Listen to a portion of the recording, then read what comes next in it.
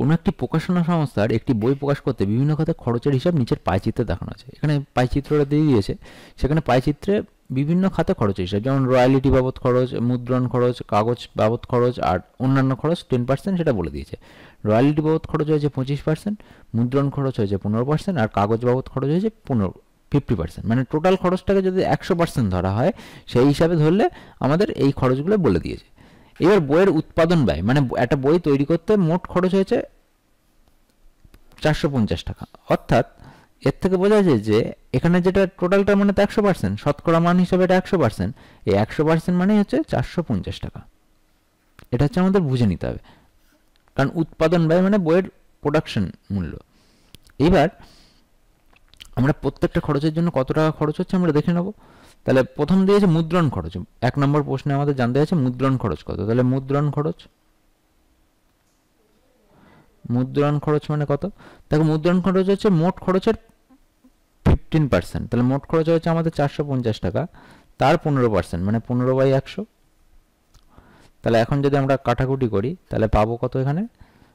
আচ্ছা, এখানে 10টা থাকুক, 10টা রাখলে আমাদের কাটাকুটি করতে সুবিধা হবে।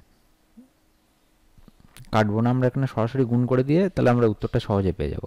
তাহলে 15 দিয়ে যদি 45 গুণ করি তাহলে পাবো হচ্ছে 5 15 75 5 হাতে 7, 4 15 60 সাথে 67, 67/10 মানে 67.50 টাকা। কারণ পয়সার ঘর দুটো হবে, তাই জন্য 67.50 টাকা।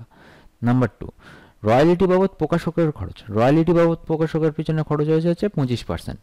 তাহলে রয়্যালিটি বাবদ প্রকাশকের খরচ মানে বই রয়্যালিটি মানে কি, একটা যে রাইটার লেখে তাকে কিছু টাকা দিতে হয় রয়্যালিটি, তার সত্ত্ব হিসাবে, সে যেহেতু মেন রাইটার।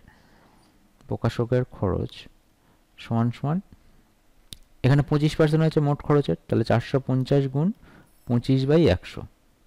এখানেও ঠিক তাই, 0 কেটে দেবো, আর গুণ করবো না, কারণ কি দেখো যদি গুণ করে দাও এখানে 2 চলে আসবে নিচে, আবার তোমাকে ভাগ করতে হবে। আর তুমি যদি নিচে 10টা রেখে দাও তাহলে ওপরের সংখ্যাটা গুণ করে দাও, গুণ করে সরাসরি চলে আসবে। 5 25 125 5 হাতে 12, 4 25 100 আর 12 হচ্ছে 100 আর 12 112, তাহলে 112.50 টাকা রয়্যালিটি বাবদ খরচ হলো। নাম্বার 3 বলেছে অন্যান্য খরচের বৃত্তকলা কেন্দ্রে যে কোণ উৎপন্ন করে তার মান কত। তাহলে অন্যান্য খরচের বৃত্তকলা, অন্যান্য খরচের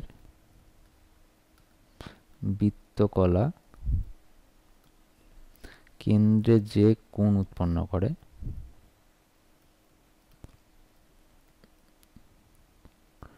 তা হলো, তাহলে বৃত্তে কতটা কোণ উৎপন্ন করবে তার জন্য আমাকে অন্যান্য খরচ কতটা হয়েছে 10%। এই 10% টোটাল পার্সেন্টের কত অংশ, টোটালের কত অংশ, 1/4 অংশ। এবার কেন্দ্রের কোণ মানে কত, মানে কেন্দ্র মানে হচ্ছে টোটালটা মানে কত, 360 ডিগ্রি। তো টোটালটা মানে হচ্ছে আমাদের 360 ডিগ্রি। তাহলে 360 ডিগ্রির কত ডিগ্রি কোণ, মানে এই কোণটা তৈরি হচ্ছে সেটা আমাদের জানতে হবে, এই কোণটার মান কত ডিগ্রি সেটা আমাদের জানতে হয়েছে। ঠিক আছে, তাহলে দেখো এটা তো 1/4 অংশ, টোটাল জিনিসের হচ্ছে 1/10 অংশ, আর এদিকে রয়েছে 360 ডিগ্রি। 360 ডিগ্রির 1/10 মানে কত, 0 কেটে গেল, তাহলে 36 ডিগ্রি কোণ তৈরি হয়েছে। কারণ 10% মানে কত, 10/100, আর টোটাল বৃত্তকলা মানে আমি বলেছি হচ্ছে 360 ডিগ্রি। একটা পূর্ণবৃত্ত মানে সবসময় মাথায় রাখতে হবে 360 ডিগ্রি। তাহলে কত ডিগ্রি কোণ তৈরি করবে, এখানে 36 ডিগ্রি কোণ তৈরি করবে, 36 ডিগ্রি এখানে কোণটা তৈরি হবে। ঠিক আছে, বলছে সর্বাধিক খরচ কোন খাতে এবং তার মান কত। সর্বাধিক খরচ, তাহলে সর্বাধিক খরচ মানে কত, দেখো 50% কাগজের পিছনে খরচ হয়েছে, তাহলে সর্বাধিক খরচ হয়েছে কাগজের পিছনে। সর্বাধিক খরচ কাগজে পিছনে, তার মান কত হবে এখানে, দেখো তার মান হচ্ছে আমাদের টোটাল 450 মোট উৎপাদন খরচ, তার 50% হবে।